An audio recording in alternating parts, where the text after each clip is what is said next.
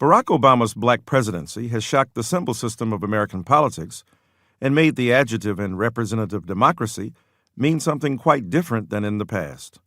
Obama provoked great hope and fear about what a black presidency might mean to our democracy. His biracial roots and black identity have been a beguiling draw and also a spur to belligerent reaction. White and black folk, and brown and beige ones too, have had their views of race and politics turned topsy-turvy.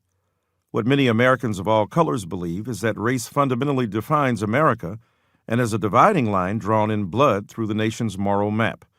Many metaphors of race drape the nation's political framework.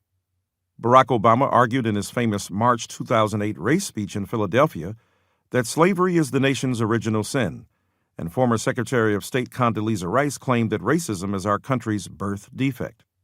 Race is the most durable link in the nation's chain of destiny.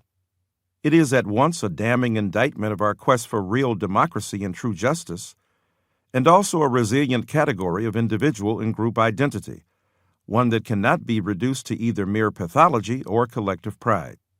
Race is both the midwife of glorious achievements like jazz and the Black Freedom Movement, and the abortive instrument of Jim Crow and the Ku Klux Klan.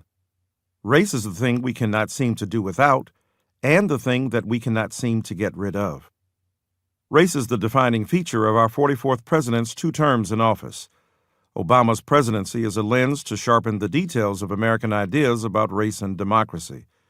His presidency also raises the question of how much closer the election of a single black man may bring us to a more just and inclusive society. Barack Obama has finally made transparent the idea that our country cannot fully flourish without embracing a black identity that is the quintessential expression of the American character. What we all intuitively sense is that this presidency turns on their ear all the ways we have historically looked at presidencies and perhaps, even more broadly, at our very democracy.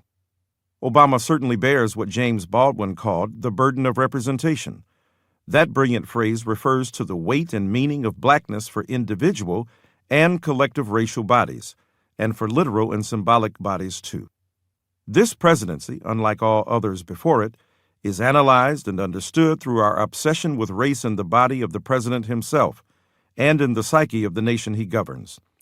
A black presidency is undeniably interracial in the same way that Obama's body is composed of black and white genes.